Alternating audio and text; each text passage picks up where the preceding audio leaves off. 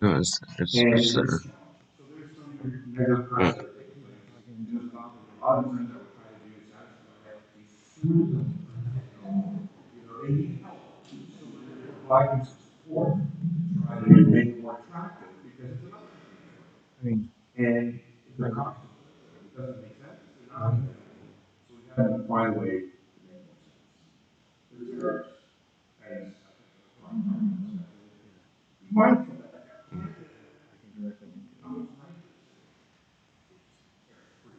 Yeah.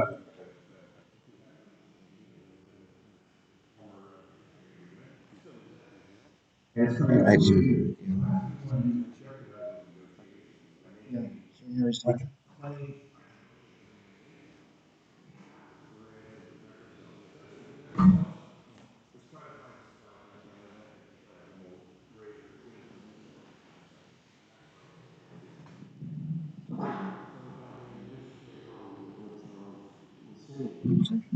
1999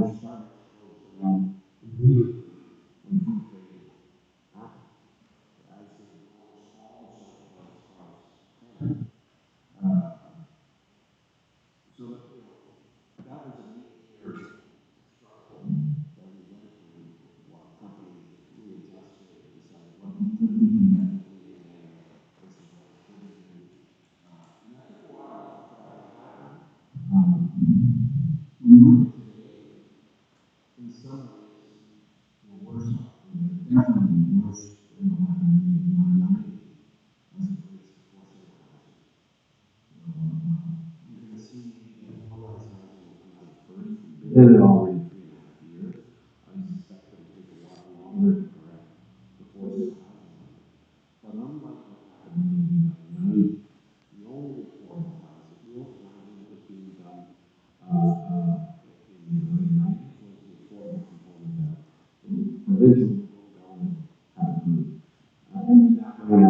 Very quickly, and then there was nothing. Will be market rental housing. There will be rental housing. Where that happens, we'll see. We've seen, as I said previously, we've seen in the senior housing, there's a good opportunity to be building that now.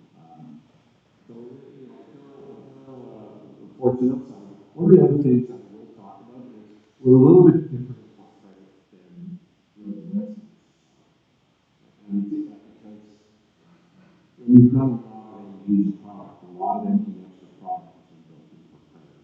And those people aren't affected the same way as personal buyers or the investor market that did so many units all around us. Which I think are different to your second interest rates. Did what we were back in 1990 and 89 and much lower. Inflation was higher back then too. So those of us that had mortgages and understood what that meant, that crowd of people, it's not the case as much now. It's just a lot of confidence. And supply chain is more expensive. My worry is that we lose people out in the construction industry and then costs of confidence again. So we're trying to do whatever we can to get things going. So on that note, people have been asking about Brightwater and what's next for Brightwater. So we have a building that we sold 60% of the units on, referred to as Bridge National Advertising. We're starting construction of that in our grant. We've redone the site plan for it to get rid of a portal to make it a bit of a smaller triangle building. That site plan application has been made to the city. Once we get the first tranche, we can submit a permit. And then we can get ready to get started. Can't see the whole there until 2.5 years from now when we're starting to turn it on and there's so many up there. Back into Brightwater and all that.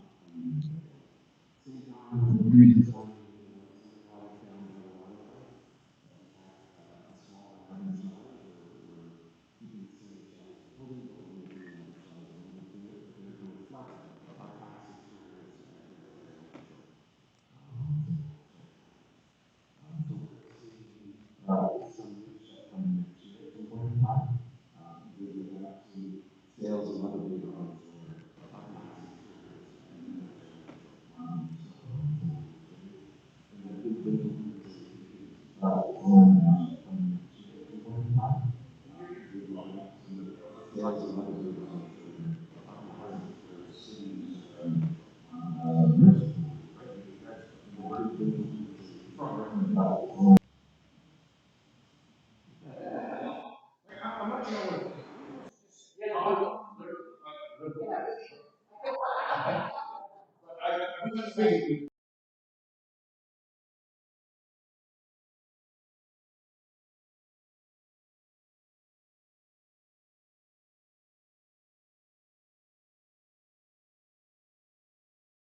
The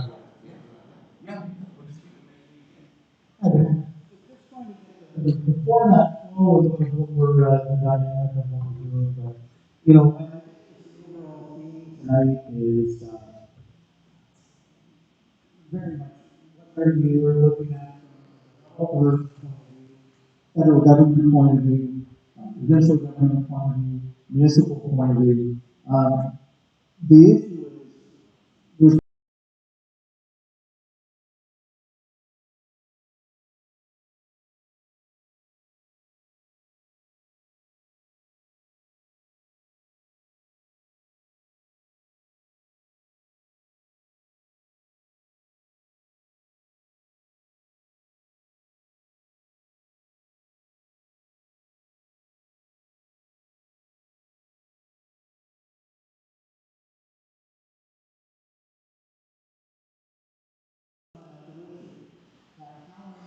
25, 26 years of age, 30 years of age, 50 years of age, 60 years of age, that we know of and put them in a deposit that's going to put you into what is going to probably be an $800 to $1 million common area, 1,000 square foot. I use that as just a general example. And so this comes back to the fundamental issues of how can we then look at different approaches to getting permits pulled. We've all seen and been in this room and virtually and other areas that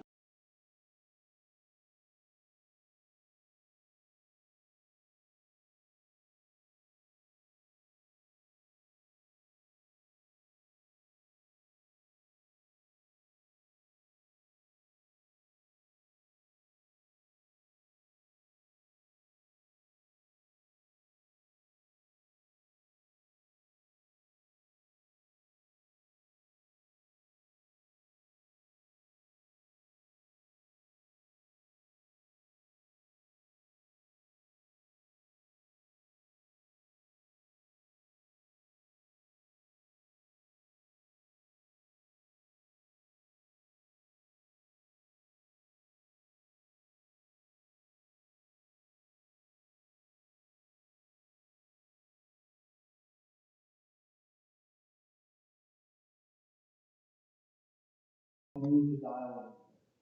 And some may have heard, some may not have, and I'll talk very briefly about it. The Mayor Parrish, when she came in, a big mandate for her was to work to get shovels in the ground faster. And she came out with the Mayor's Housing Task Force. And this has been something that I would say is resonating federally, is resonating provincially, and other municipalities are looking at. Mississauga is really taking a leadership role, and what it's doing is it's looking at taking a bit of a leap of faith, and that leap of faith is with development charges. Some might know that development charges some things that they do. It goes into parks, sidewalks, and all kinds of different things. In the olden days, when Lisa McCartney was around, she said that growth should be for growth. And that is where essentially one of the development charges kind of came into the modern framework of building. And well, what we said is we're looking to do 50% off those development charges at the city of Mississauga, also looking to do it at the region, which is more significant at the region because of a lot of the projects that we tend to do. And so that comes off what a developer would look to have to pay into the municipality to get that shovel in the ground. So that comes off of their costs. And then what we're saying is, okay, now it's your time. So you guys step in and basically make the municipality whole for what they're losing in. So it's taking some of the responsibility because, I'll talk about a few other things after, but what has happened, unfortunately, is a lot of things have been just pushed down onto the municipality and also onto the development industry. And you might look and say, okay, well, these folks should have a lot of money. These are the two groups that have the least amount of financial firepower, for lack of a better word, than the other two levels of government. And so it's how do we get them moving and also moving other initiatives. For example, part of that talk was you send in your application if you have to, you want to build a house or you want to build a condo. You send in your application. It takes a while. They get back to you finally. You go back to them. You're going and doing this bit of a dance back and forth on trying to figure out, okay, have we answered all the questions? Do we have all of the paperwork? Do we have all the boxes picked up? And now, what's come out of that task force as well is what they call is three strikes and you're ready. So if you have three times that the comments go back and forth, you're not getting to where you want to get to, you come in and you sit down with planning staff, and everybody sits around the table to figure it out. That's actually, I'll say that predates or things that we tend to do in Ward 1. I will tell you, coming into the final end of things for Brightwater, for an example, we had a situation where the school block was becoming problematic. And so one thing I did not want to see because of inspiration for credit, all of the collaboration, all of the talk that everybody put into getting Brightwater accomplished, I did not want to have it going through an Ontario land tribunal process at the province where they know nothing about Brightwater or what has gone into the process today.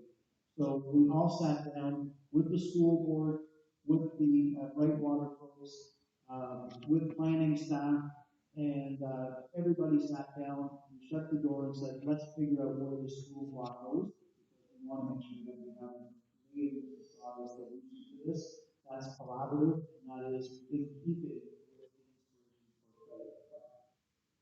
This is what I think you're going to see more of when it comes to that type of relationship in terms of how you can look at things a little bit different to get things moving along. But without a doubt, it is going to take longer than just an interest rate reduction or some development charges being dropped. This is something that we went up in a vacuum, and so it's going to take a little while for that to get settled out. The mic over in just one second. But the other part of that is, and some that are here, I know heard you talk about having units for people that they can actually live in, having more than just one bedroom, having not just smaller units, the end user as we call units. And this is one where there's particular attention when it comes to reductions on development charges that the city of Mississauga and the region is pushing forward. And when it comes to affordable, there's something called improvement plan, which also we passed. And that is for the affordable market. And this is where people can put in their applications. There is funding that the city has through the federal government. And right now we locked 44 million. The first 44 million went very, very quickly, which shows again back to what Frank was saying that there's an affordable component that is, and we finally do have some changes to the regime of building rentals. And that's why you're seeing rentals starting to be built. One is 32 years. We sat with an application that was approved at the corner of Atwater and Caution, and you can see that they're building that. And that is all. And just to let you know, it says affordable rental. Nope, that's what we call executive rental, so more of a luxury type of situation. So it is finding different types of products for people to be able to live in. And but it is making everybody turn upside down in terms of how they looked at it from the past 15, 20 years to now.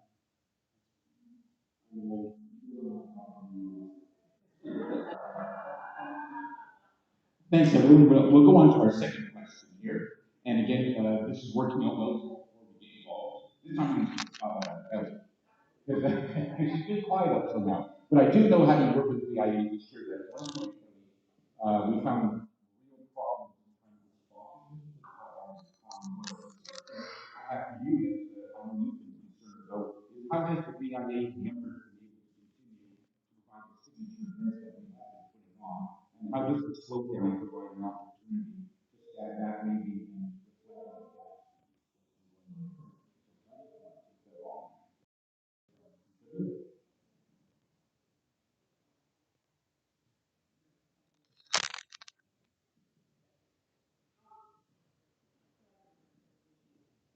usual suspects.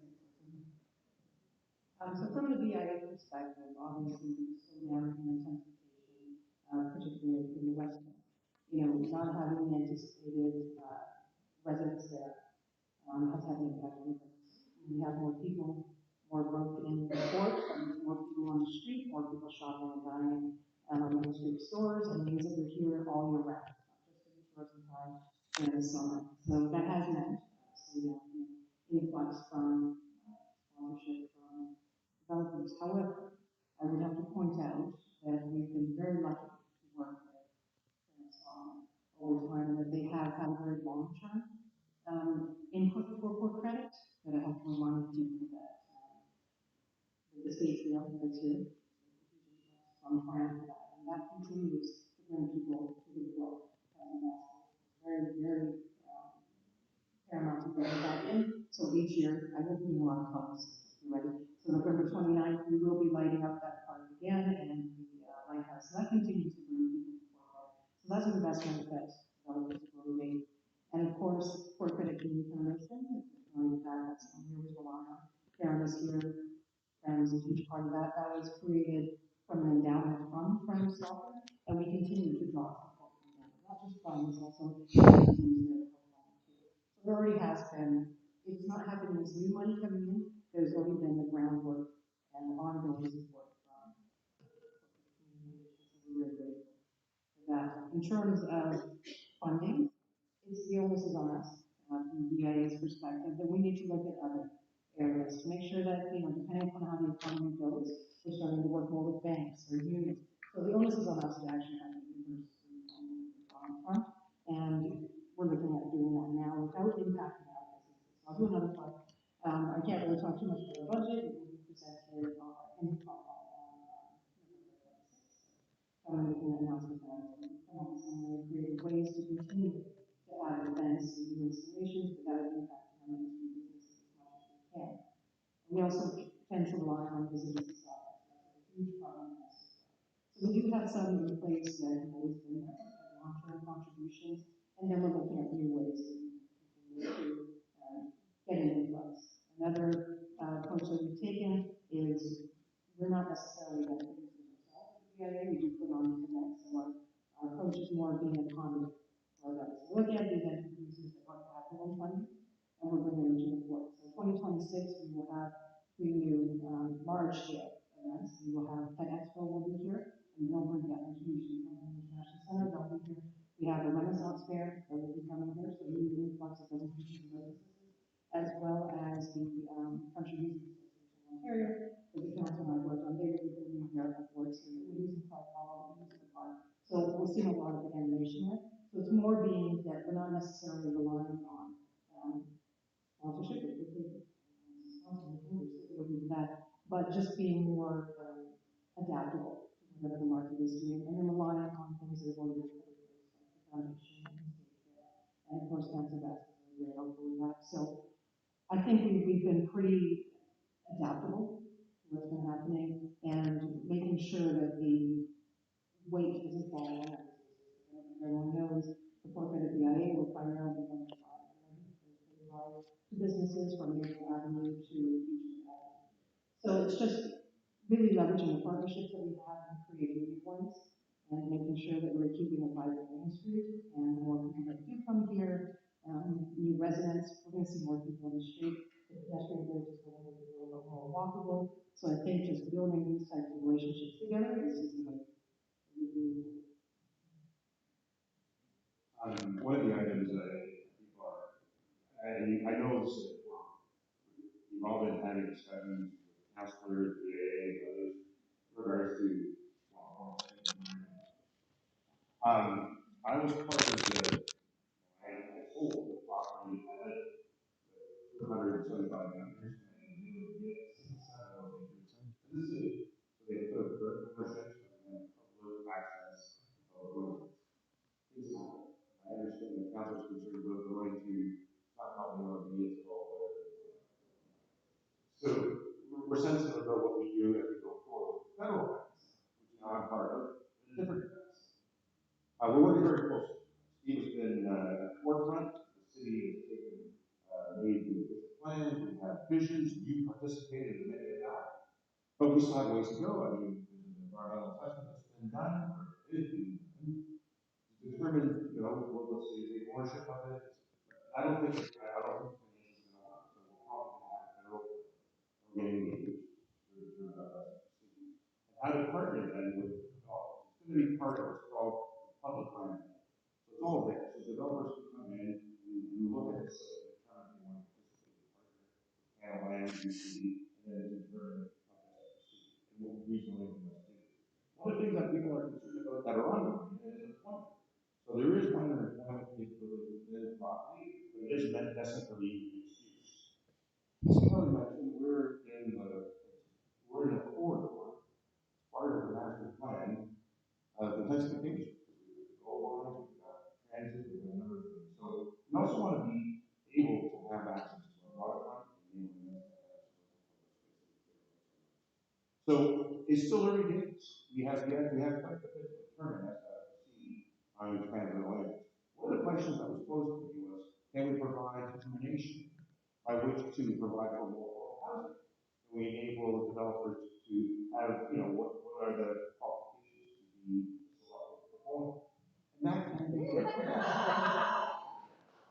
And that can be done. But it's going to be done with consultation with the community. Ultimately, we want to make sure that this fits within the vision of the movement. So it's ongoing. I'm encouraged by it. We are very fortunate to live where we are. I mean, we have no highway below us, which is good. But we need to protect the village feel. We want to make sure that we have that privacy and that community that we care about. And we have a lot of trails, a lot of opportunities. Again, it's ongoing. We're on it, and keep going. But I think I just want to mention that, but since the problems came up, I just want to let everyone know that we did invite our part to be here tonight. So just that's you're busy. Okay, so I just want to let everyone know that's why we're getting our answers for the municipal and the federal level. Sorry.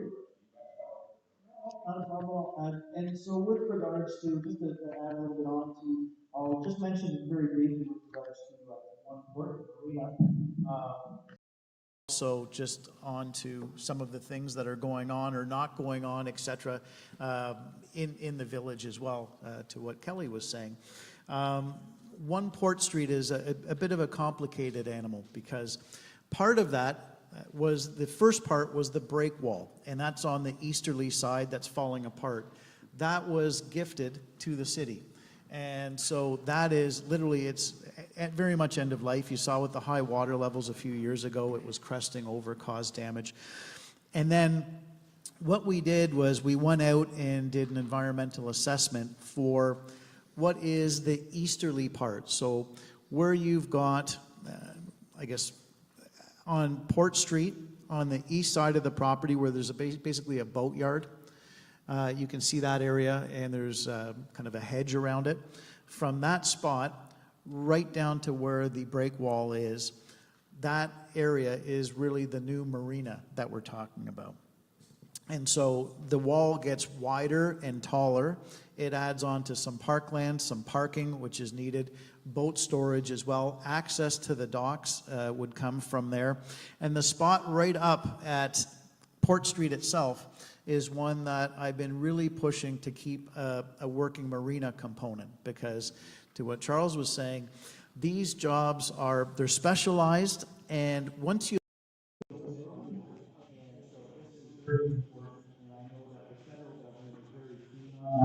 we want to make sure that we are keeping employment here as well. It's great to work with federal government, Ontario, Canadians, that enhance the property as well. There is a component that was there in terms of activated, and they have to work with the city, and to group that with operating city capital.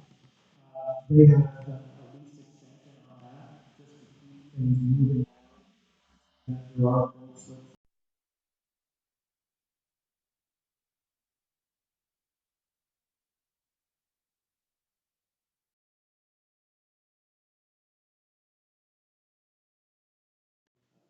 envision down there, probably pushing 15 years ago. That's one where you are going to see access for all through to get back to the water. It's reconnecting to the water, and then mixed use with employment, residential, retail. That was that whole vision part of that as well.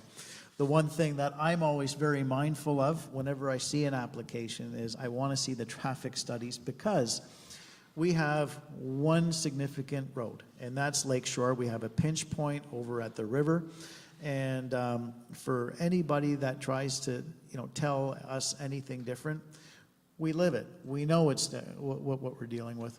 But the part that I look at as well is I'm really glad that the province is twinning the bridge at the QEW over the Credit River and expanding capacity there. It was approved a while ago, I would say, yes. by someone specifically. So those ribbon cuttings keep on coming. So that being done right now, you're also going to have, a few different ways of getting around there. The province is putting an active transportation, pedestrian cycling is what that really means, underneath the existing heritage bridge. So you'll see that, plus that component that's going over top is also pedestrian cycling that will get people around.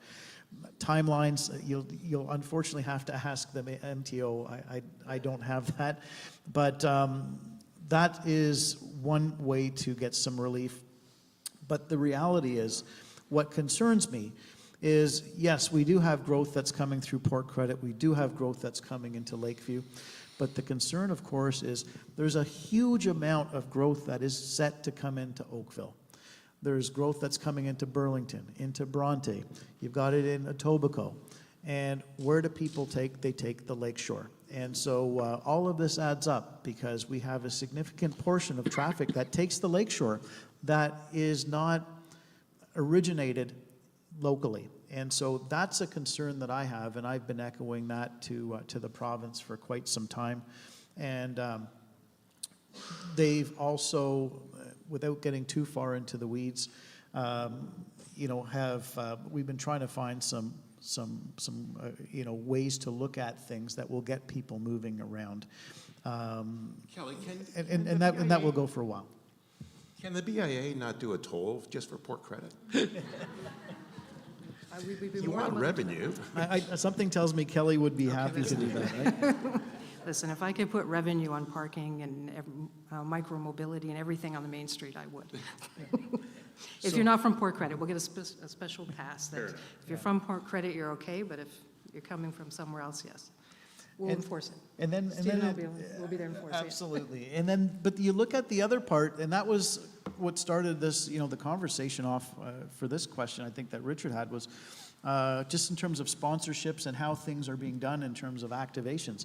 And it's all different. But it's a very interesting time that we have in Port Credit. We had our Canada Day parade, our Canada Day celebrations were canceled this year. They were flat out canceled. And I'll tell you, we have had a great group called Paint the Town Red that really rolled up their sleeves, and this is a group of volunteers. They got the princely sum of $0 to put this on each and every year, and they just ran out of steam. They said, we can't do this anymore. They ran out of steam. And so what came out of that was a collaboration, and I think it was a successful one. I give a huge amount of credit to the lady right beside me here, to Kelly Ralston, because yeah, give her a round of applause. Thank you. And it was literally everybody pulling together with Paint the Town Red, the city, and the Port Credit BIA, and Visit Mississauga. The feds gave $25,000, even still.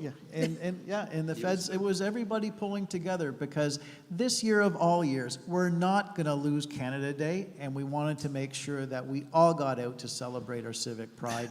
Actually, and we found ways to do it, In this budget, I have to say, one of the things that we want to really reinforce is Canada Day celebrations. so that we have special funds now that I wanted to earmark so that we can try to help paint the town red. Because given the sense of concern about Canada's sovereignty and our ability to protect ourselves from what's happening south of the border, I chair defense for Canada. I've been quite involved with NORAD and NATO discussions. I got to tell you, Canadians across Canada and abroad are looking to us to really take charge and ownership of who we are. And part of that is to celebrate Canada. So I'll be looking for support for the community as we go forward on that issue too. I'll be looking for your checkbook. So just so you know, I think we're okay to say that we did apply for the grant from the city again. We were very lucky to collaborate with Paint the Town Red. And we did do the celebration primarily in the core, because with the time we had, I think it was a great event. Our businesses were very happy. But we will be bringing back the parade in 2026, and we will be extending it as well. So, yeah. So it'll be bigger and better and A lot of work. a lot of work. And a lot of it is changing in terms of how this is done funding-wise. So as I mentioned, you find out who's really committed to the community, and we've had great sponsorship. The Port Credit Community Foundation is always there. We always have folks that are there to help, and whether it's rolling up their sleeves and putting cones out at the side of the road or whatever it is, we've got an incredible community. We really do. Things are changing in terms of how we've normally funded things. The one saving grace we have for a lot of the festivals and things like that we do, those grants, is the city has what they call a municipal accommodation tax. So this is, for lack of a better word, a hotel tax. And this is where the funds are brought in and they're split 50-50. Half of it goes into Visit Mississauga. The other half goes into the city of Mississauga itself, and it's earmarked for things such as Canada Day celebrations, other types of festivals, etc. And this is the grant process, which is actually, I believe, open now. Or is it just closing? The grant for the city grant closed October. Just closed. October 10th. Right. And that was phenomenal. And Visit Mississauga, we'll be working with them. Victoria Clark, who has been amazing. We meet with her quite frequently, and she's really brought something to Mississauga and is looking for things that are big, like Canada Day, and things that are going to bring new people and outside of Mississauga promotion. So again, like I said, partnering with these groups and people who are really dedicated to celebrate Canada Day and really celebrate the port is the way that we're going to get more events in the port. If I may, in 1998, we purchased St. Lawrence Starch. By 1999, with the help of Karen Priest over there, we made a decision that our remember back in those days, we used to use newspapers to advertise, not social media. We made a decision very early on that the best advertisement was to showcase Port Credit. And that's where we started investing in the events. And what really made it work is the volunteerism. The volunteerism that exists in this community is like non-compare to anywhere else. And so we leveraged the volunteerism that there was, the desire to make Port Credit a lively, active place, and that helps us from a development point of view to encourage people to be down. We don't have to encourage them. They're coming down here anyways, and they end up staying down here. So, I mean, that's one of the things that we're going to keep on doing. We're going to keep on supporting the events because at some point in time, that for sale market will return. In the meantime, we'll be bringing people down from a rental point of view into this community. You're good, man. Thanks, everyone. We got another question now. This one's for Charles, although I have to admit you got ahead of us and already started to answer this one. So it's obviously you're reading the notes on the plane coming over. That's good. So I've got two I'm going to give you cold. First of all, every time I see Charles, this is the question I ask him.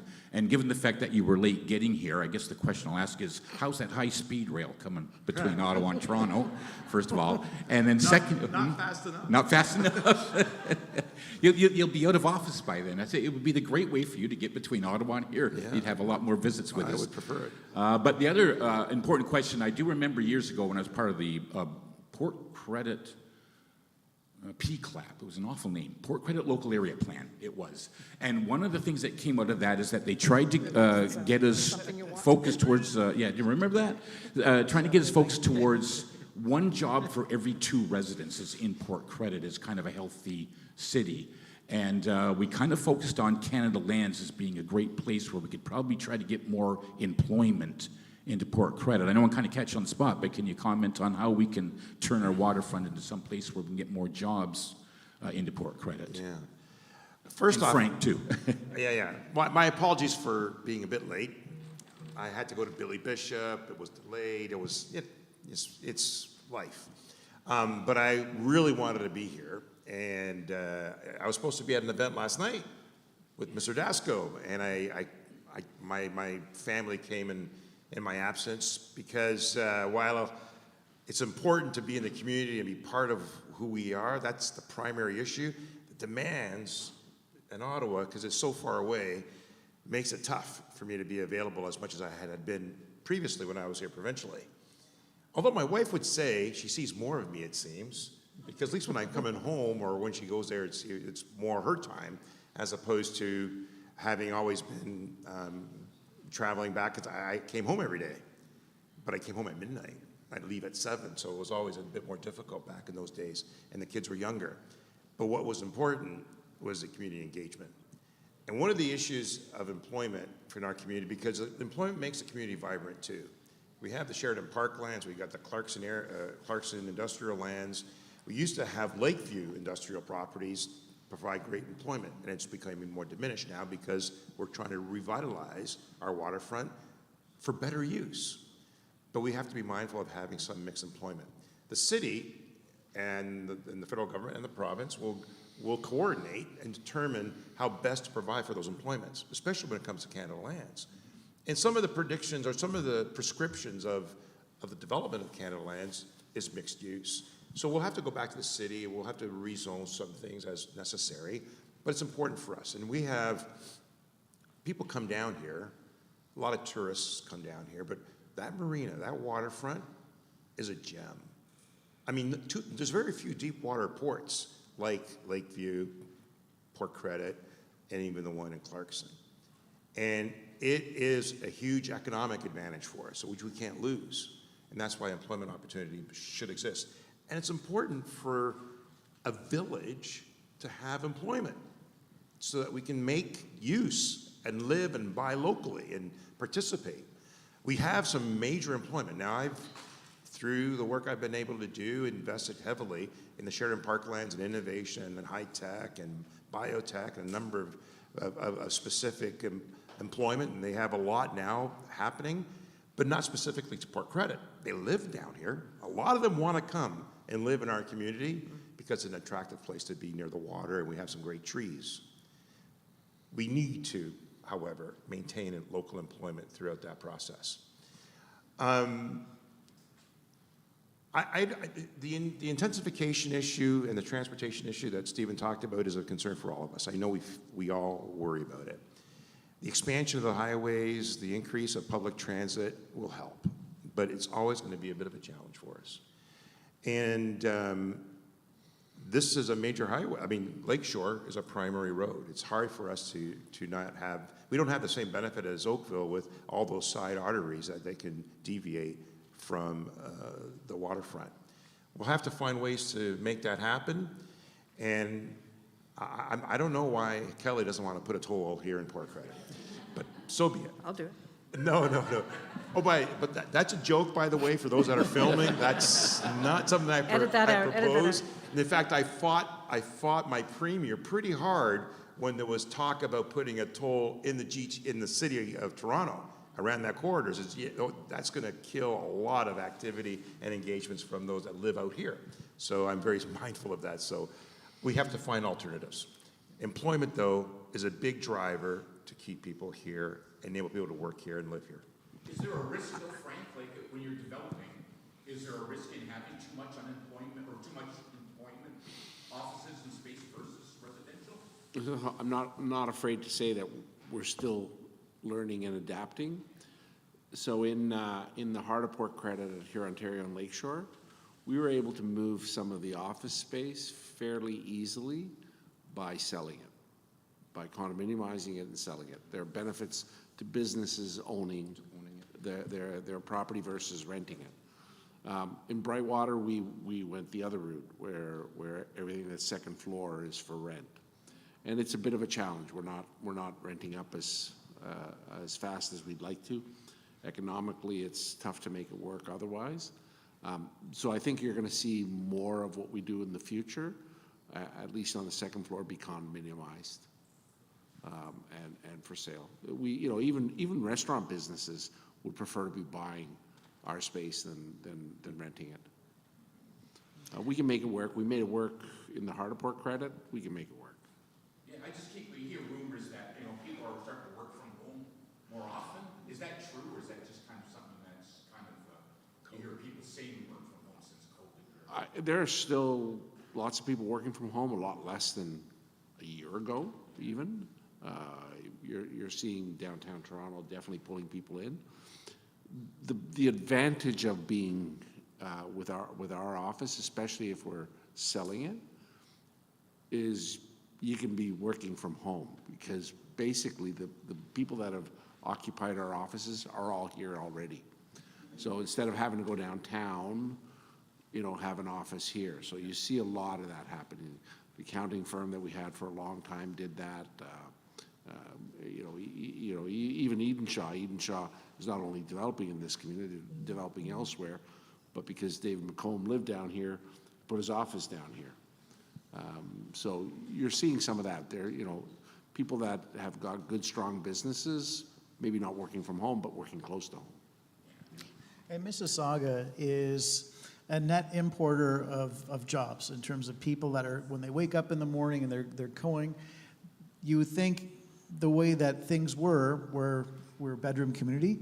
You wake up in the morning and you go straight into Toronto to go to work. Well, now, the way things that we do have is we are a net importer where people do wake up, they come more into the city than leave the city for work. But what I keep pushing is just having the old residential model of you wake up and you go somewhere to work is one that it's not going to work in a time of getting more intensification in areas. And that's where having master plan communities, Brightwater, Lakeview, areas like this, having that employment component is so vital to have, because you really want to have people that can have an entire lifestyle without leaving that area should they not want to.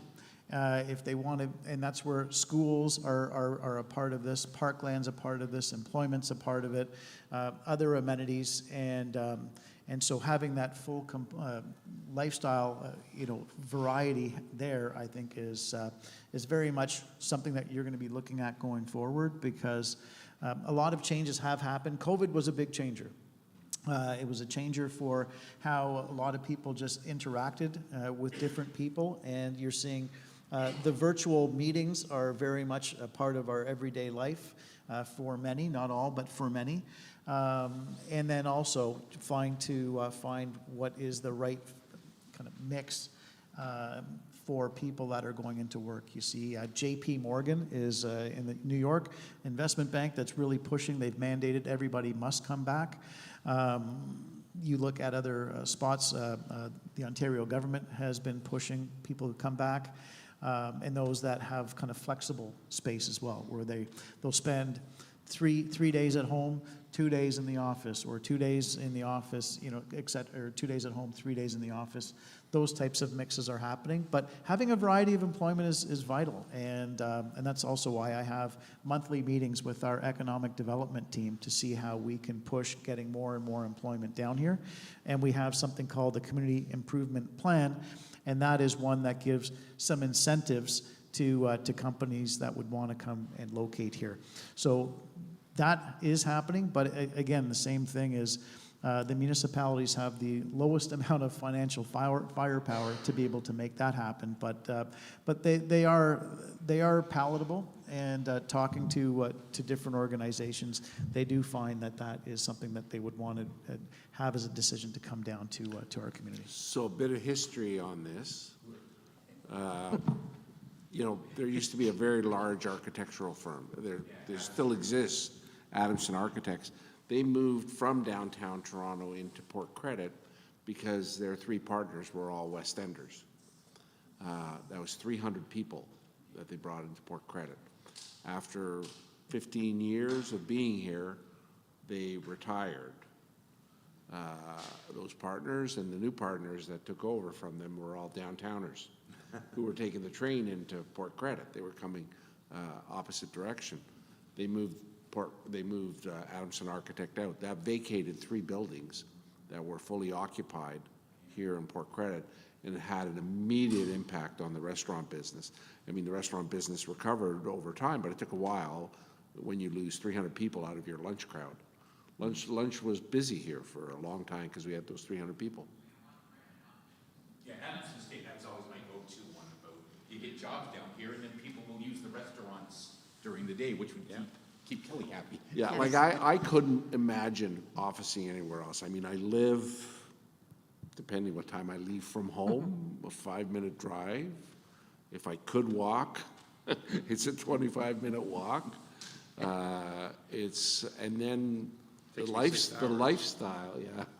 lifestyle of being in Port Credit and saying, okay, where are we going to eat for lunch? You know, I got to go clear my head. I'm going down by the lake. You know, I mean, I couldn't imagine being anywhere else. I would love to propose to Charles and Canada Lands if we wanted to get you here faster. From Billy Bishop to, there's a hovercraft that's going to be coming from Hamilton and St. Catharines. It would be very nice during the development if they could stop off here in Port Credit. Yeah, there's been talk about that for some time, Yes. right? A lot of folks have been talking about the hovercraft or access from Port Credit down to Harbourfront in Toronto. But then that creates a different type of congestion in the area too, because you got to figure out. I guess it's another GO station, but be interesting. 15 minutes. Yeah. Well, interesting as well. We actually did have something. It was a private company that did approach me, and we were working with the city and this group on having a ferry service that was going to go from basically the river in Port Credit, the pier, and it was going to go from there right down to Rochester. No. This was going to go right downtown, Okay. right down to kind of the bottom end of Toronto. And we were working through how this would work. Parking, we started talking about how that would work, how many parking spaces, where they would go, logistical things like that, how we could have shared use of the pier so that the public would still get access to it and be safe. And then COVID hit, and that company disappeared. We never heard from them again. But having something like that, keeping in mind, if we are looking at a water solution, the hovercraft is an interesting one. It's very large as well. You don't need the depth. You don't need depths with, we have issues that go up and down. But also, The one that was when it used for comes to- Rochester. Yeah. It was a hovercraft. It was good. When it comes to what we have here as well is you've got basically 4 to 5 good months of time that you can go comfortably back and forth. And about that, you've got about 70% of that 4 to 5 months are good kind of boating days. And we're, part of that great experience of going back and forth for tourism and also, quite frankly, getting people back and forth from a commuting point of view. You don't want to see people getting seasick and whatever, because that certainly would make sure that you never come back. So that was one that has come up. It's the hovercraft is very much something that's being talked about right now. And I think as we go and you start to see more pieces snap into place, the Lakeview Pier, for example, Brightwater, the Parkland, etc. I think you're going to start to see Canada Lands. You're going to start to see more coming to revisit that, but it's more of a market situation at this moment. Thank you. We got one more question left for our councillor, and then we'll open up the mic. So if you've got questions, get ready to ask them. But we'll have one final question for our councillor, and it's a simple one. What is the City of Mississauga doing to kickstart our housing crisis, and how has this impacted the city's ability to meet its mandated housing starts tough one for you, Steve. All right, well, thank you, Richard. And I think I did touch on it earlier on, and so I kind of went out of order, I believe, but this really comes down to what we have been looking to do as a city of Mississauga, but it works, and it can only work if we're working with other levels of government, and also doing it collaboratively. So the mayor's task force, housing task force that came up, essentially what she did was she pulled in folks that are of different ends of the development community. And you also had others from different levels of government that came in to also put in their opinions of what should be doing, what should happen. And also just saying that the cost of construction is one that was very much heard from kind of the industry, that this is what came back as a report to us at council. And this is where the development charge, it's a pilot project that we're looking to do, which goes out to the fall of 2026. And this is where it's trying to get those building permits pulled and getting shovels in the ground. And that's where it is very much reliant on the provincial and federal government to come in and help backstop the municipality, because again, the municipalities are the lowest form of being able to shoulder the financial brunt of this. So, just to yeah. make sure, that's one of the rationales for starting our Bridge House project in March, April, is this support by the municipality gives us the ability to leverage a start earlier in pre-sales than we normally would.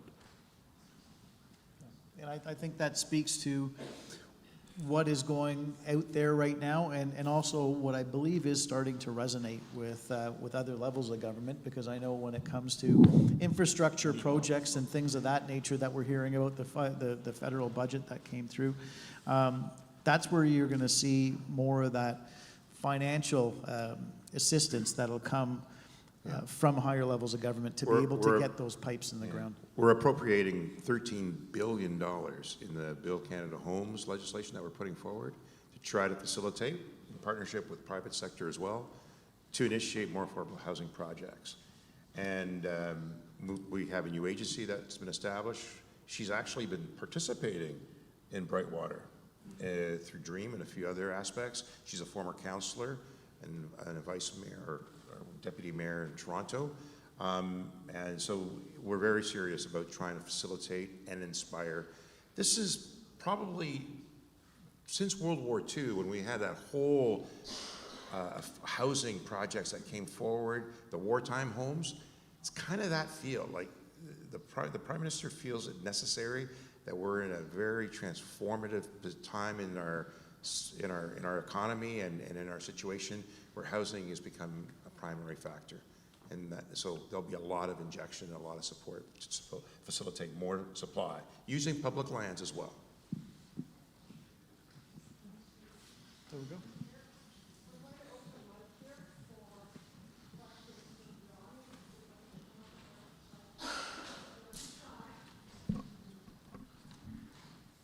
Surely there must be some, oh, okay, there must be some people who have questions, don't be shy. First of all, thank you very much for taking the time. When I first heard about this meeting, I'm going, Friday evening, it's kind of unfair to these people to ask them to come out, so that's very much appreciated. My name's Steve Ryan. I live at 27 Briarwood, which is about 10 blocks that way. One of the aspects of this conversation that hasn't got a whole lot of airplay tonight is where? Where are you going to do this? Because I think much of the audience here has high anxiety, and Councillor Dashko, you've already alluded to it, that here in Port Credit, we're being told just suck it up because this is where we're shoving all the houses. And without,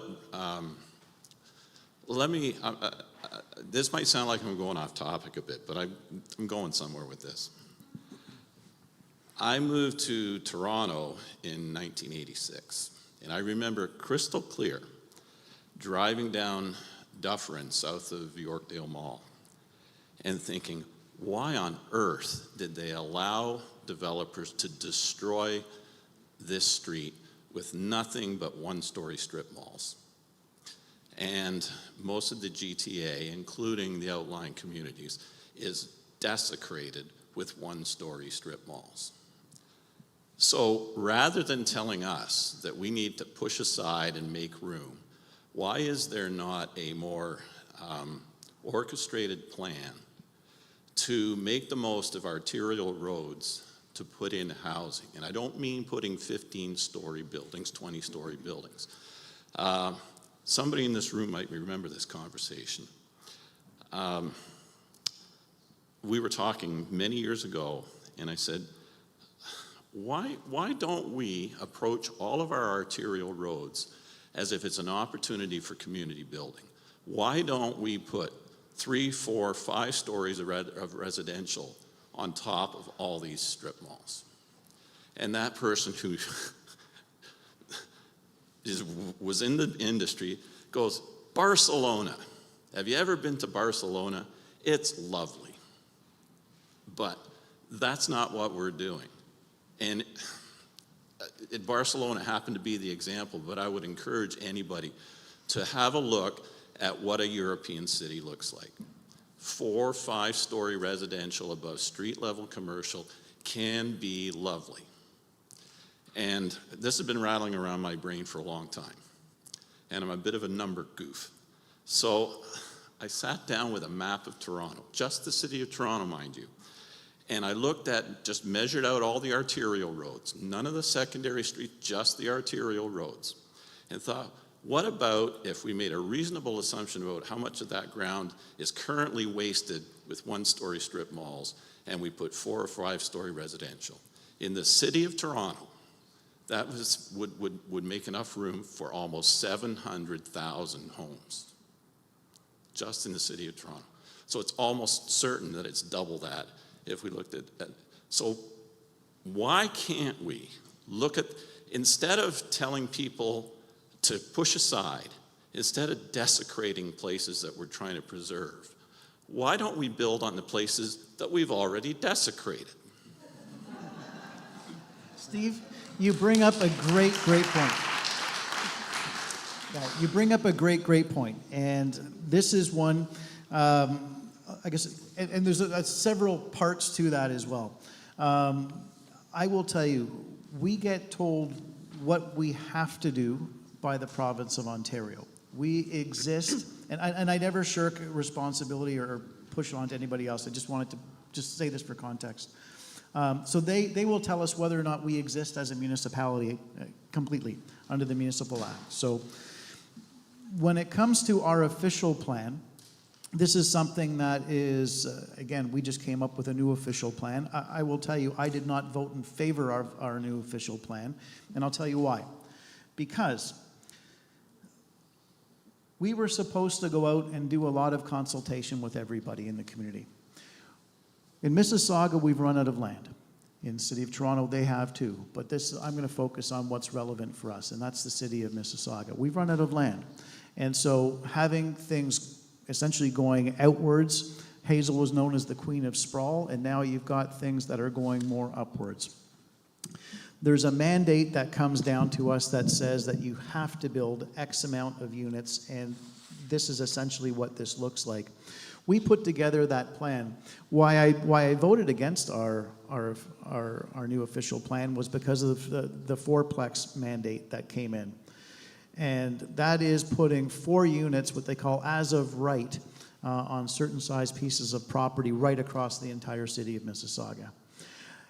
Fundamentally, I was outraged by that because we did not go out and ask you, the community, to see what your thoughts were on this. This was something that was essentially a political move to try to get something moving, which I think is flawed fundamentally. And so we have done some other things at the City of Mississauga, and I'm going to speak a little bit to the malls that you're talking about. And so we have several shopping malls across the City of Mississauga that several years ago went through an operation called Reimagining the Mall. And this calls for mixed use to go into shopping malls. Places like Erin Mills Town Center, very much a part of that. Dixie Mall, some might recall, just a few years ago was very much of a hot button topic because a lot of density was being proposed for that. And this is where we actually did some work to put into our city's plans of what would be acceptable for there, how it would look, what that network, for lack of a better word, would snap into place. But then there's the other part, which is Dundas. Dundas is one that is set for a complete transformation. It's been talked about for a number of years. And this is where I think there's opportunity. What is getting proposed for that is bus rapid transit. That is going to go from Toronto all the way out. Essentially, the first leg goes to the other side of here, Ontario. They want to take that through the next stage through University of Toronto Mississauga campus. Eventually, I think the province wants to take it all the way down to Hamilton.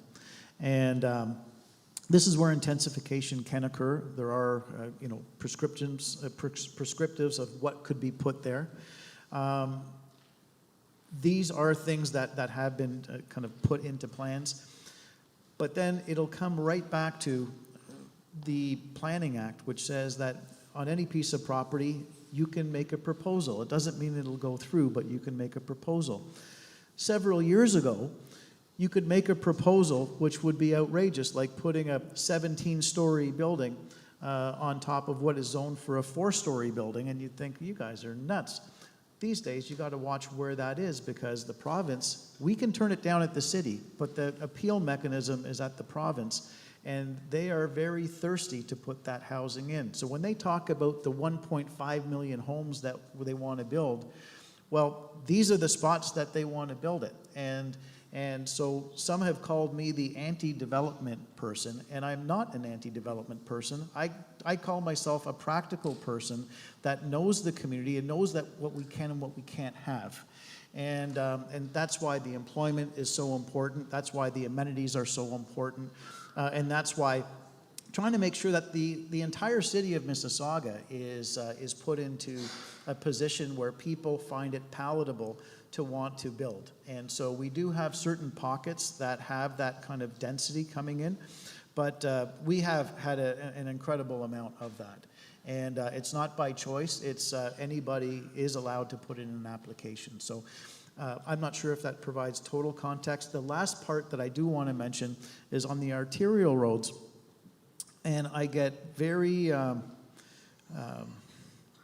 particular, and I love working with our ratepayer associations as well to make sure that everybody's in the know of what goes on.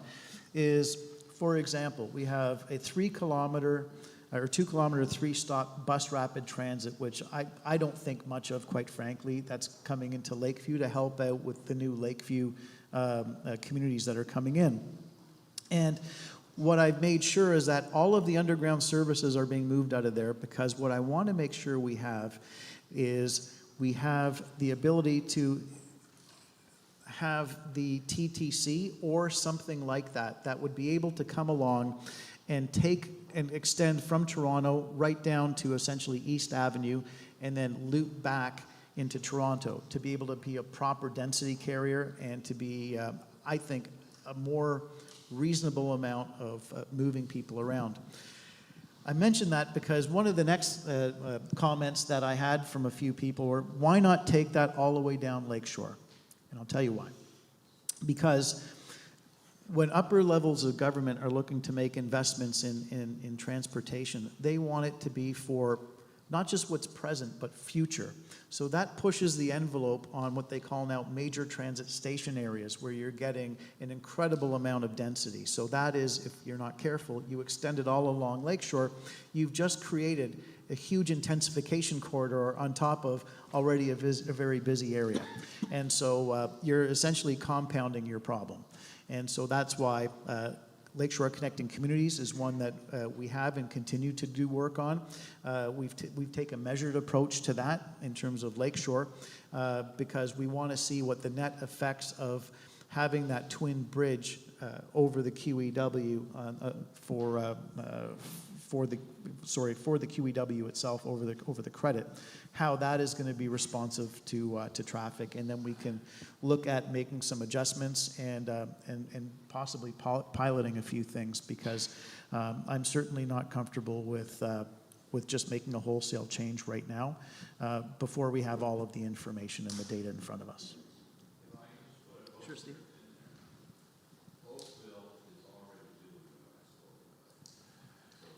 Yeah.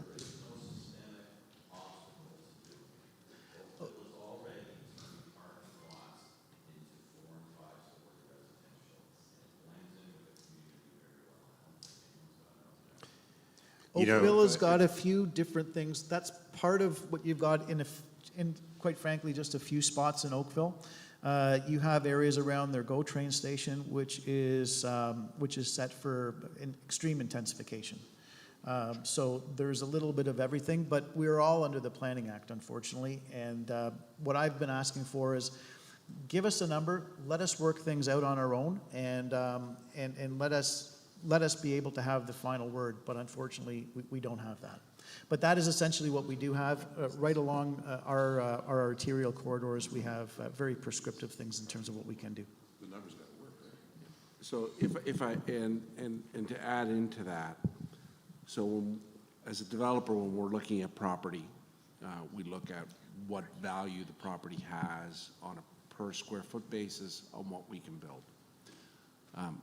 The good and the bad news is that a lot of Port Credit, a lot of Mississauga has active rent-paying businesses in those spaces. So the value of the land is not necessarily the value of the underlying land. The value of the land is actually the value of the business that's on there, the rent that people pay. And minimally, you need to be able to replace, to be able to buy a business or a group of businesses, you need to be able to replace that value for the person that owns the property, minimally. Possibly even looking at a premium. So if you look at Planet Organic, which is near your neighborhood, right? Planet Organic got overpaid by a developer because he thought he was going to shoot for the moon. That didn't happen. He actually got more approved than I thought he would get approved, but he still didn't get what he was hoping for. Closed down a business. Now that business is being replaced, but it's hard still to make it work because the value is what they're paying in rent versus the value of what it is that you're inputting into a development plan. St. Lawrence Starch was easy because the business was gone, right? So when we purchased St. Lawrence Starch, we looked and said, well, what can we do? Imperial Oil, right, the Texaco refinery was easy because it was gone as well. You know, Mary mentioned it today when she asked me the question about a long time ago about what was going to happen with the funeral home. Well, I said it's going to be many, many years before that gets developed because, again, it's a situation where a developer paid way too much for the land, shut down the business, and at some point in time, somebody's going to pay a lot less than what that developer paid to do that. But I'd say to you that the current plan that's on there to get density in an elevated parking lot at a very small number of units with no views of the waterfront, so very large units, we're talking a long time before that gets developed. Well, No Frills has been sitting empty. Again, it's relatively easy, but what you have is a very well-off landowner that says, we're going to wait until values come back, right? And so we will develop along Lakeshore Road, and it'll be a fairly low-rise building along Lakeshore Road, getting a little taller towards the back. And I guess those numbers have to work. I mean, your point is well taken. You go to any European city, they're old cities, and yet they have a tremendous amount of transit underneath, subway systems and so forth, that enables them to have that growth. Those arterial roads with some level of mixed-use businesses and residential up top makes a lot of sense. And it's been tried. I mean, Clarkson Village was destined for a residential, and they've stopped because the market has changed. Clarkson Village approved only 3 or 4 stories. Nobody was going to knock down those little individual 2-story places to put 3 or 4 stories on. Exactly. Again, the business is worth far It's more too than much. the land value for a 3 or 4 Now, story. they did try something at Mimico Station, because the other part is subway stations and building homes above them, instead of have all those air rights, to try to enable that. And it was tried at Mimico. And again, times changed and didn't go through. And it was supposed to be a mixed use of businesses and residential up top, and a local station by which you get people around. It's you know, and Frank would have much better understanding of this than any of us, because he's the one taking the risk. He's putting forward those investments, and his partners also want to have assurances. 3, 4 stories doesn't seem to make a lot of sense anymore if the price of the value of purchase is so high.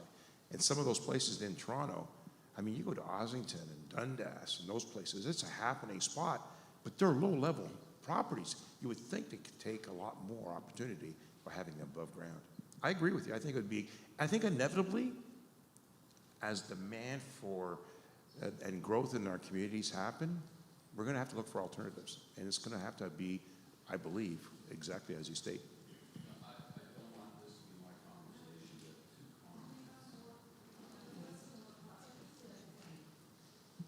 with 2 comments. Hi, my name is Petra Scheller.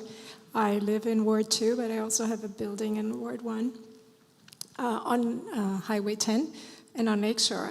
And Charles, if you have trouble getting anywhere fast, go on Lakeshore at midnight when it's about 120 kilometers an hour along Lakeshore. I would like to ask Frank about the design of Brightwater. Some of the original plans had green roofs on them. Is that actually a reality, or was that just something to look pretty at the beginning? Because I think this sort of ties into environmental issues and permeable ground for groundwater and things like that. I can take you up to those roofs that you can't see, and you can see the green roof There up top. is? Okay. And you can see the green roof on top of the Wave restaurant. It actually Yes. jumps out, that whole roof is green. Yeah, okay. It's not green, it's brown. So if any, what else was I going to ask? So Lakeshore, transportation for Lakeshore. I sometimes wonder if planning and development actually talks to the transportation people when they make their plans, because I think you touched on that. You touched on that it is a real problem with Lakeshore because it does bottleneck around the river. It's overflow from QEW, and it's a real problem. So thank you.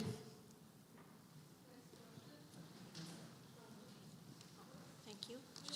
I think I have to make it lower. Hello? Okay. I would really like to thank you, Stephen and Charles. I see you out on a regular basis in my community. I'm at Atwater and Cawthra, and I'm wondering, I just want clarification. In the new units, are they going to have affordable housing in that area?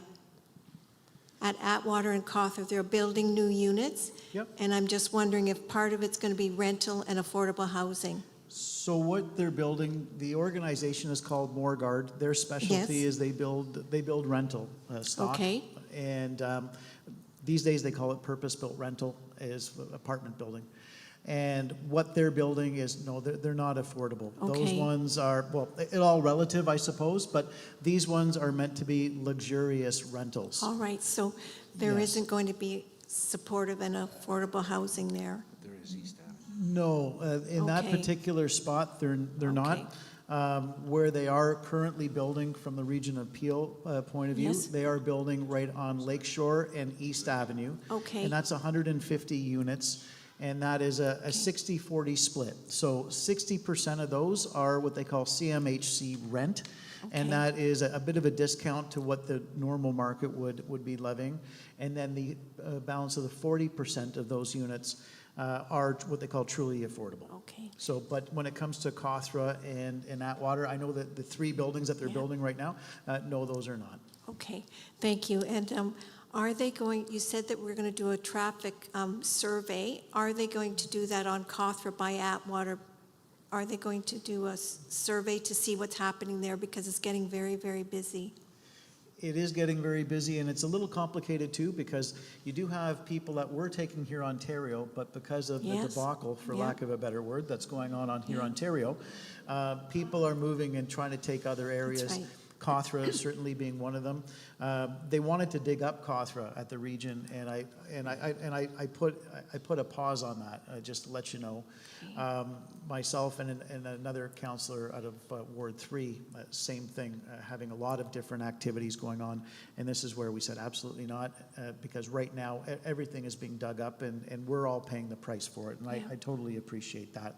So when it comes to Cawthra itself, that was actually approved 32 years ago.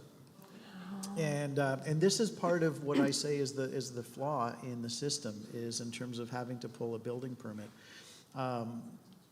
This is part of it. So in terms of Cawthra, yes, looking at Cawthra, also looking at Park West Place and Okay, Cawthra yes. as possibly having to put Okay. another light in there, That is quite a frankly. great answer to my question. Yeah, and Thank you because very I much. recognize that Yes. it's dangerous there. It is. Yeah, Thank you very much. I really appreciate it. sure.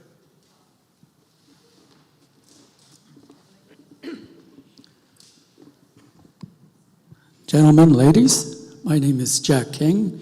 I live at 37 Mississauga Road, right across from Brightwater. And I have to state one thing for Frank. It's been a great year. He knows what I mean. It's been nice and quiet, dust, etc. So thank you, Frank. See, I made it happen. Well, you know, I called Mr. Trump up and said, well, you know, I'm sure, I don't know how much your daughter got in contact with you about stuff, but every couple of days I'd be at her, you know, the dust, the trucks, this, that, the beeping, you know, and she was very congenial about stuff, so my dues go to you. Thank you. What my, and I'm sure Stephen knows what I'm going to talk about, because I've been at him quite a bit about this in the last several months. He's even come over to my house.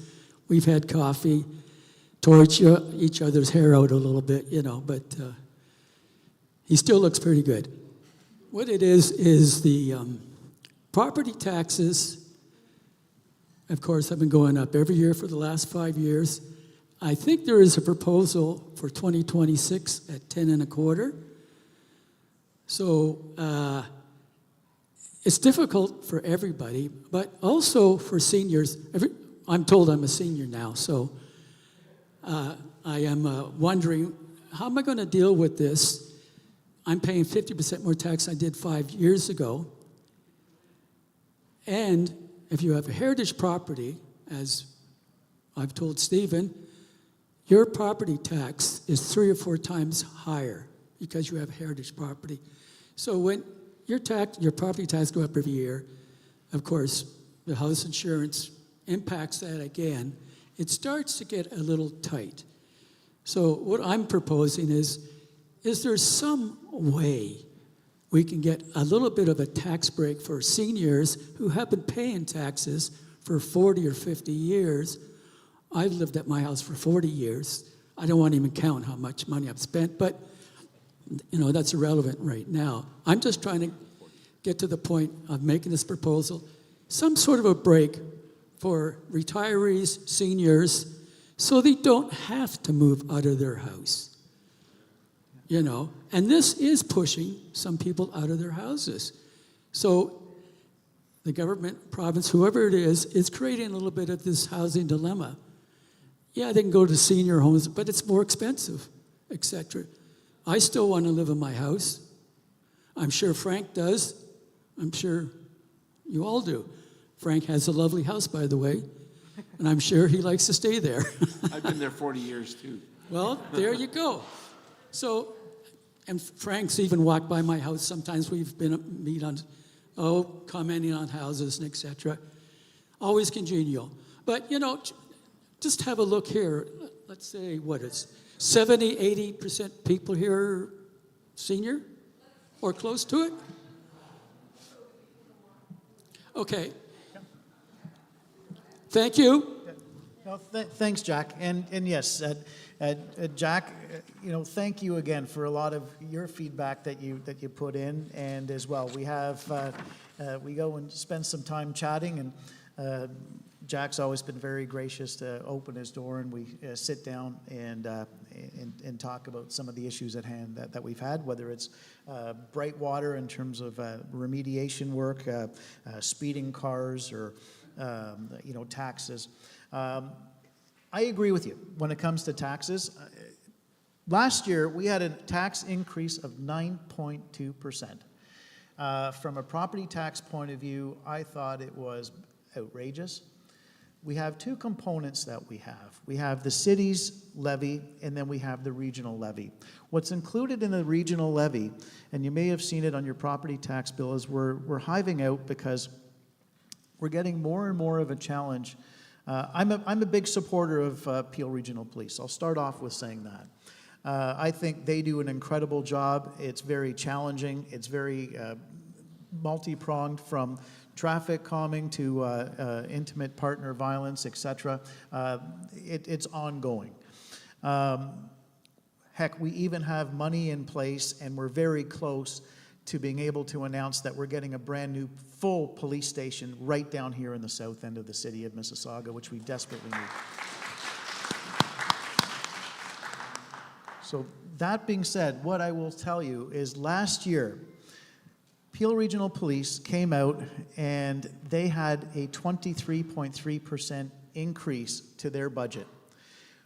If you want to put that in context of how large that was, the increase to their budget, not their whole budget, but just the increase, was equivalent to what the entire Mississauga Fire Department spends in a year. It was that huge, and it turned out to be 4.7% of your property tax bill. And so in total, you had about 6% of that tax bill was at the regional level, and getting value for your dollar is crucial. The 10%, I know that that's been floated around online and things like that. Some have made mention of that. I'll just mention, before I get into the current year, upcoming year that we're getting into, the last 3 years of our budget, I voted against the regional portion because I've asked that they come out and basically look for extra savings. 1 year, I ended up passing it was a motion that saved about $7 million in furniture purchases that the region was going to do when we were talking about dissolving the region. And I thought, well, how ridiculous is this? We're going to spend $7 million in furniture that, quite frankly, in a matter of a year would be totally irrelevant. And so things like that we've looked to do for cost savings, we couldn't find any of those, so I couldn't support the budgets. When it comes to this coming year, I do know that we are looking at, and we haven't landed on a number yet. We've had a great local budget champion. He's not here tonight, unfortunately. I don't see him. Maybe he's watching at home, Chris Mackey. He's very, very tuned into what's going on. He always has great points that he highlights as well, and his input's always very much appreciated. And I'll tell you, the police number that is getting circulated now, they're around the 9.9% increase as opposed to the 23.3%. What that means is about possibly a 2%, just over 2% increase of taxes. But I do know that the mayor right now has been speaking with the province about changing what that formula is like. What is killing us as well on the police side is 62% of the funding for Peel Regional Police comes from Mississauga. 38% comes from Brampton, yet Brampton is, as they say, is as big, if not just a little larger than we are right now, and their call volumes are the same, if not a little bit more. So we are disproportionately paying too much for policing. So this is one that I do know has been in a great deal of discussion to try to get that more balanced and equitable. And Brampton, quite frankly, is not very happy about the conversations right now, but this is life. We need to get some fairness for Mississauga taxpayers. The other part of that is when it comes to the city end of the budget, have not landed yet on that. This is one that we're also looking at making some ways to find additional savings where we can. But the one thing that we have to watch is, where you're cutting, because you don't want to have it so that it snows now and we cut back on budget, so 2 days later the plow goes by your driveway and service levels decline. That is unacceptable. It's trying to find ways that we can keep service levels and what you're finding at the end of your driveway or when you open up the front door of your residence, that you're in a good quality of life and you know that your tax dollars are being put to work. But a 10% increase is completely outrageous as far as I'm concerned. We do have something that's newer now. And it's part of our new reality. The province gave us something called strong mayor powers, and part of that is budgets that are being proposed by each mayor. So whether you're in Toronto under Mayor Chow or in Mississauga under Mayor Parrish, etc., these are strong mayor budgets on the lower tier, so the Mississauga part of it. Peel it's a collective decision there. And that's where I do know that there's been a great deal of effort to try to bring down that number as much as possible, and also to try to find ways that we are going to lessen the impact. For seniors, and sorry for the long-winded answer to this, but this cuts to so much of everybody's day-to-day lifestyle, and I want to make sure that we spend the time on it. When it comes to seniors, I really wish we could give people a tax holiday. We just don't have that ability under the Municipal Act. We have to have we can't run a deficit year after year when it comes to our books.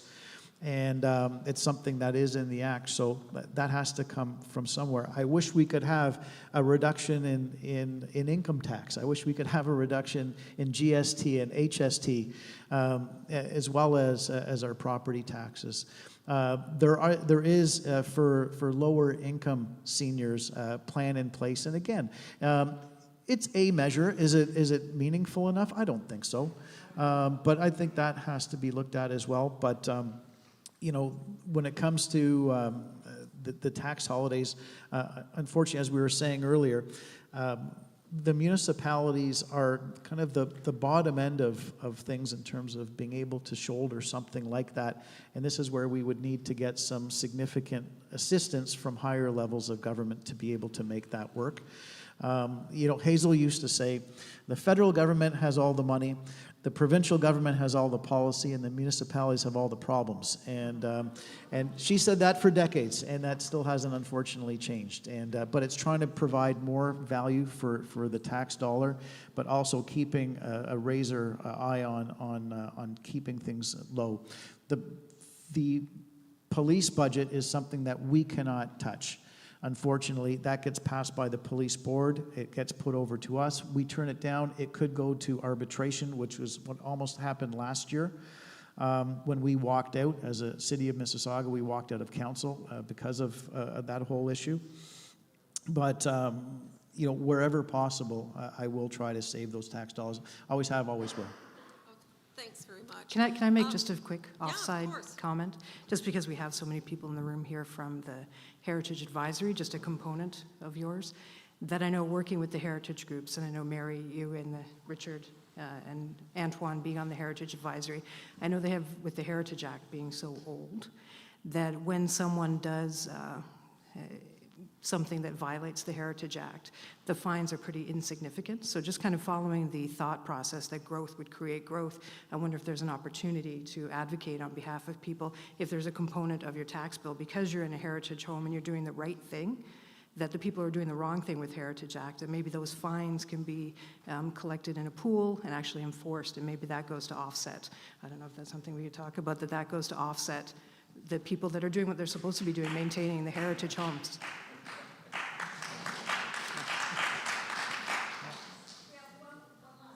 Yes, hello. Thank you for being here and taking our questions. So my name is Glenys McCreath, and I've lived in Port Credit since time immemorial. So, my questions are fourfold, somewhat related to our use of tax dollars. What was the demand for the pedestrian bridge over the Credit River? Where did that demand come from? And what are the anticipated numbers for usage of that bridge? Yeah, happy to take that. I'm actually the one that really advocated for it, so I'll be happy to talk to that. This has been a bridge that had been talked about for probably 20, 30 years. This was on the city's plan for 2035 with no budget, etc. The impetus behind that was to basically link the two communities from Port Credit over into the Riverside area and also Brightwater. This is one to also help alleviate keeping some people off of Lakeshore, keeping them safer. It plugs into our cycling network, and it also allows us to do what I think do some proper community building that comes along with it.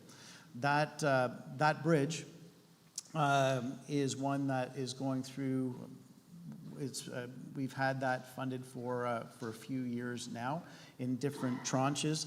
Part of that was Brightwater. They came up with, when they were doing their development application, something called Section 37, which is a kind of a bonus that they would have to put into certain community projects. One of those projects is a contribution into the bridge as well. So in the city plan and the allocation of tax dollars, how much usage is that pedestrian bridge going to get, and who's going to be using it? It is forecast, yeah. Richard, Yeah. Mary. Yeah, it's forecasted to get a lot of usage. It also gets people moving right to the foot of the bottom of where the bus, GO train, LRT, et cetera, is to be able to get people back and forth across the Credit River as well. Okay, thank you.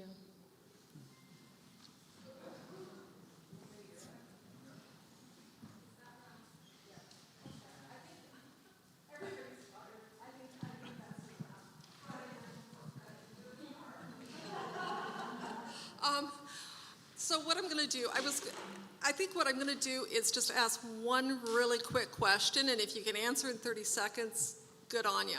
Frank and Charles, crystal ball time. Where do we see the situation changing? Which situation?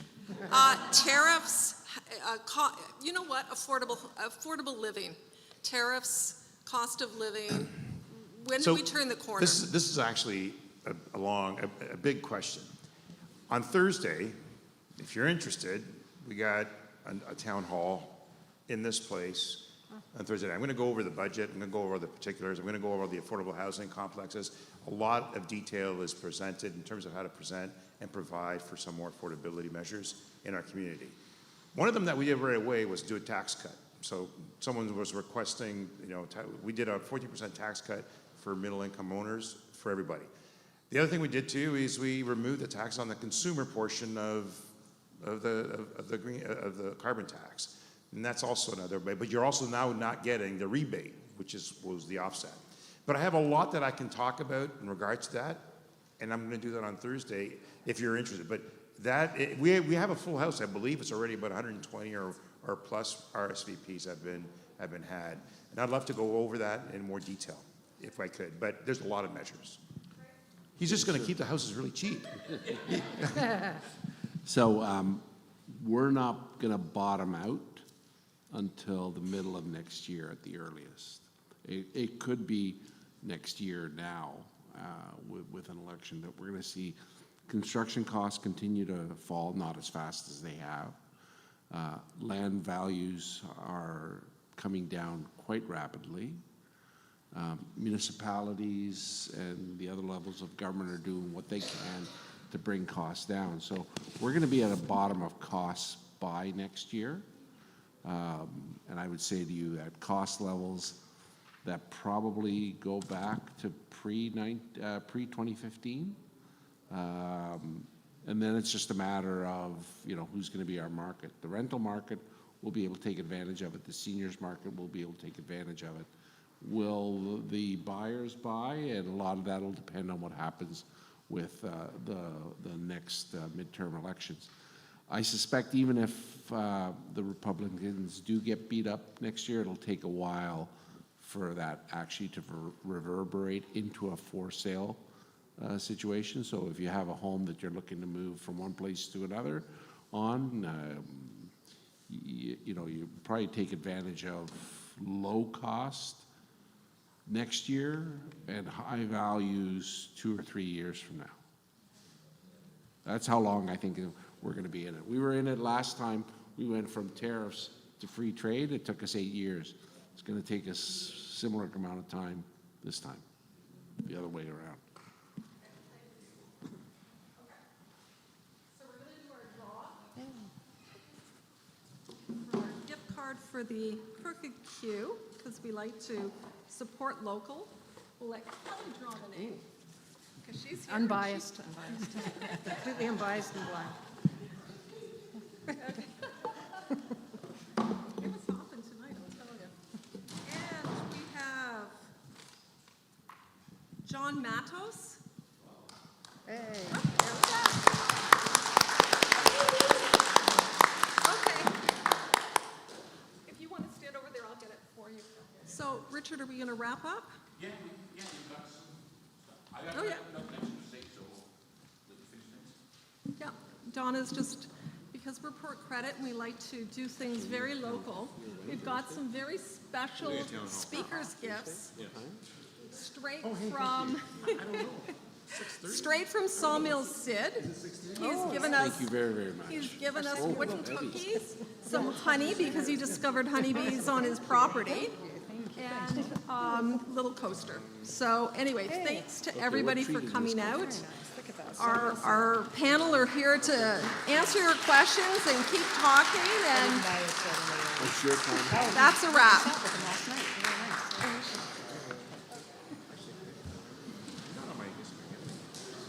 I didn't get That wasn't so bad.